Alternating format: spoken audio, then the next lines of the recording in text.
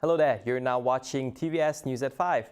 I'm Hari Zainuddin and let's begin with our top stories. Preparing Sarawakians for potential flood disasters, including the preparedness of individual citizens, is one of the great challenges in future flood risk management. As such, social spheres of early warning system has been considered as a key aspect for successful mitigating and prevent negative consequences, whereby the behavior of the public and authorities during flood situations are determined by their preparedness. Sarawak Disaster Management Committee (SDMC) is prepared to deal with a future flood disaster during the ongoing monsoon season.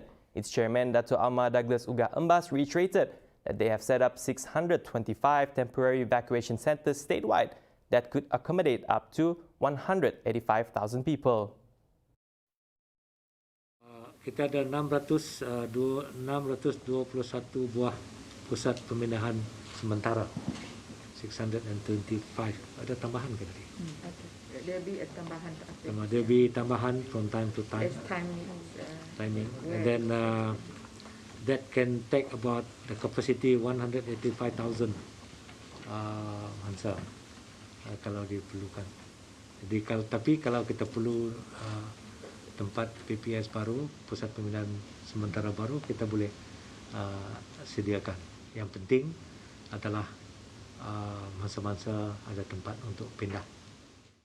Ugah, who is also the Deputy Chief Minister, said, although troubled by the floods, the public must always be aware of the possible spread of COVID-19, in which he added that SDMC will set and announce standard operating procedures (SOPs) to manage flood victims at PPS. Among the SOPs to be implemented at PPS include COVID-19 testing and isolation of those with symptoms.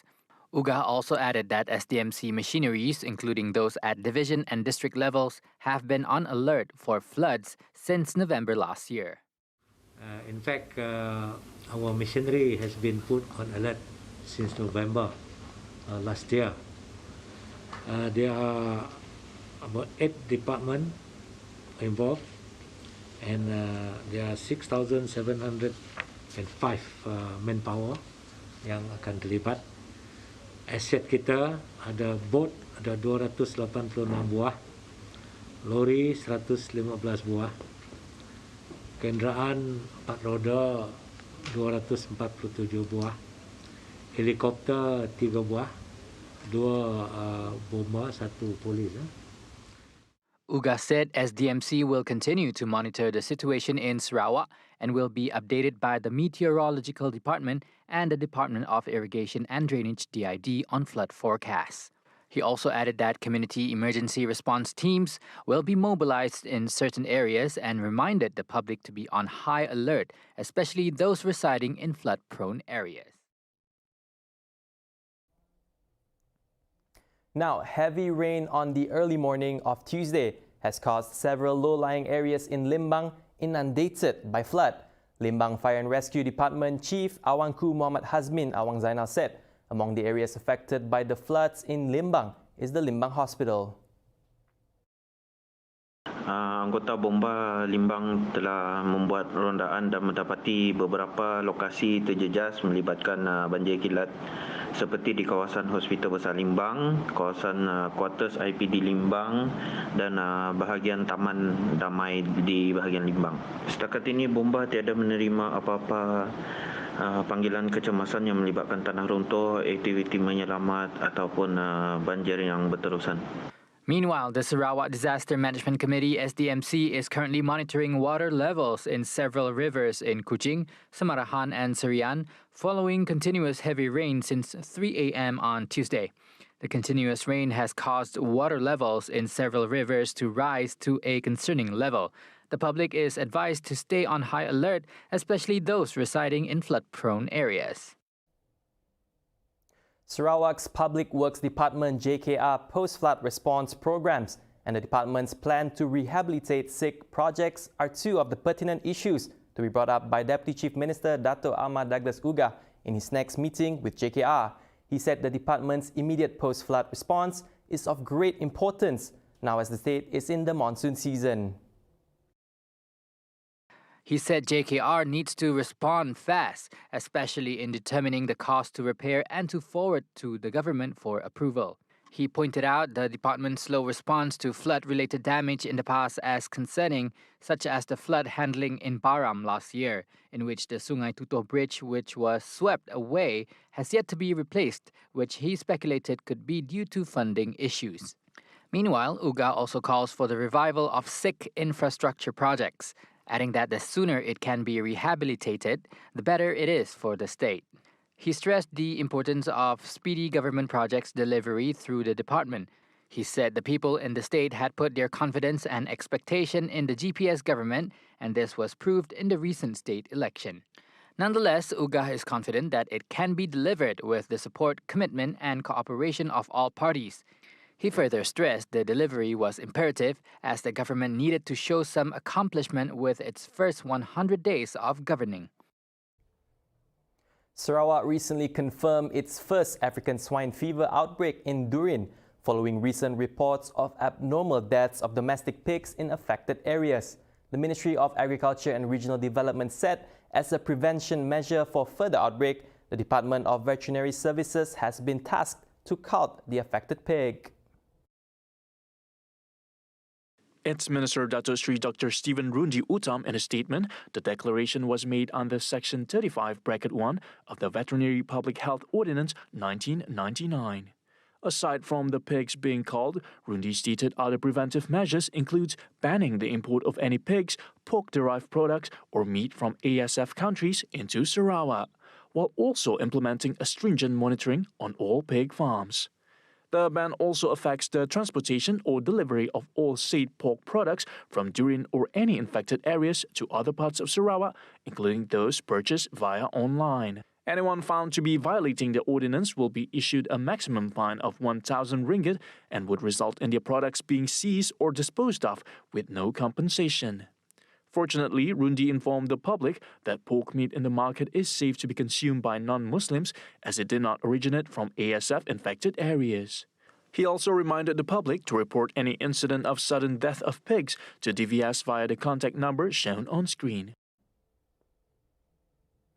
Now, the establishment of a new wing under Parti Pusaka Bumi Putra Bersatu (PBB) reflects how inclusive the party is to meet the current political outlook. State Minister for Women, Childhood and Community Wellbeing, Dato Sri FATIMAH Abdullah, stated that such wing is crucial as the needs and interests of those within the 18 to 28 years old age group is different and ever-changing. She further stated that the inclusion of youth will lead to a more progressive political dynamic in the party, which can catalyze change and initiate new policies for the betterment of not only PBB but Sarawak as a whole.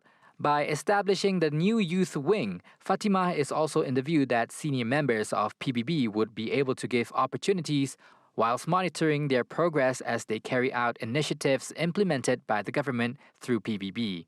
She is also looking forward to see future collaborations between the new wing with PBB's Women's Wing.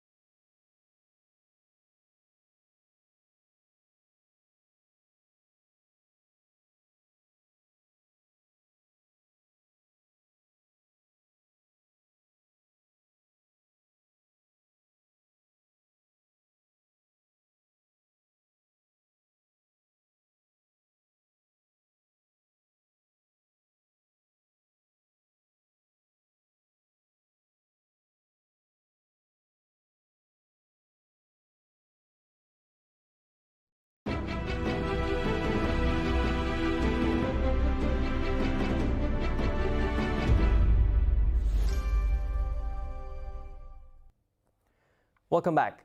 The country's unemployment rate is expected to fall to 3.9% in 2022.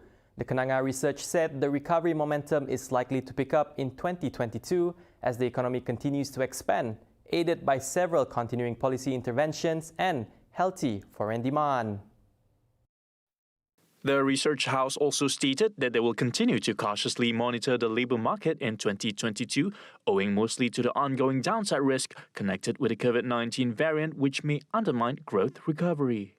Yesterday, the Department of Statistics Malaysia disclosed that unemployment in November 2021 fell below 700,000 for the first time since April 2020, as the jobless rate remained at 4.3% for the second straight month. Kenanga research said the labor market is expected to continue to recover in December 2021 and reach an average figure of 4.6% for the whole year, in line with the broad reopening of the domestic economy underpinned by the progress of the COVID-19 vaccination campaign. The unemployment persons fell for the fourth straight month in November 2021, reflecting a continued recovery in the labor market. The number of unemployed persons dropped to 694,400 in November from 705,000 in October, the lowest since March 2020.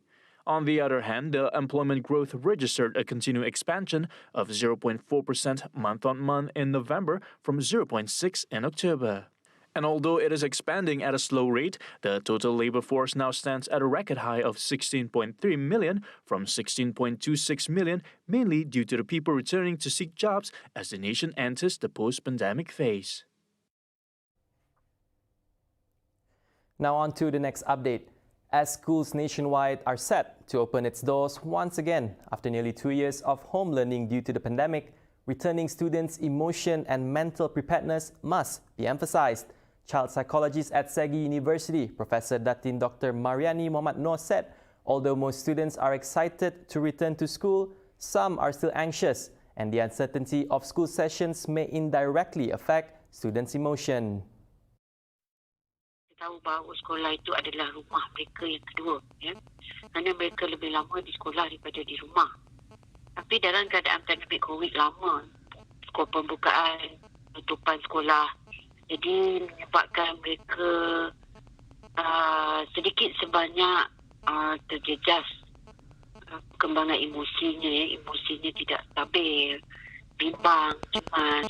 Bagi kanak-kanak yang dah boleh membaca, menulis, mereka bimbang, cemas, takut subjek tak boleh difahami. Bagi mereka yang akan menduduki peperiksaan, mereka bimbang. Bencana banjir menyebabkan mereka tak dapat ke sekolah. Jadi kebimbangan, kecemasan, risau dan sebagainya, takut tak boleh jawab soalan peperiksaan. Tapi bagi kanak-kanak yang berada di tadika, prasekolah dan kanak-kanak yang masih lagi di tahap 1 dan 2, pastinya mereka teruja untuk balik ke sekolah.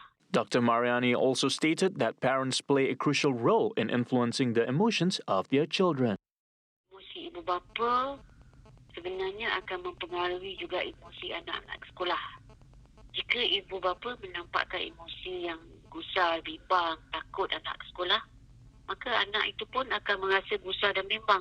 Jadi sebaliknya, kalau ibu bapa itu rasa teruja untuk hantar anak ke sekolah, walau dalam keadaan selepas pasca banjir dan dalam keadaan pandemik COVID ini, pastinya anak-anak itu juga akan turut teruja. Thus, Dr. Mariani said teachers and parents must work closely to ensure that the mental well-being of students are kept and monitored at all times. And that concludes the 5 p.m. news for today. Be sure to tune in to TVS Nightline at 11:30 p.m. tonight for more updates on the current affairs. Once again, I'm Harry Zainuddin. It's been a pleasure.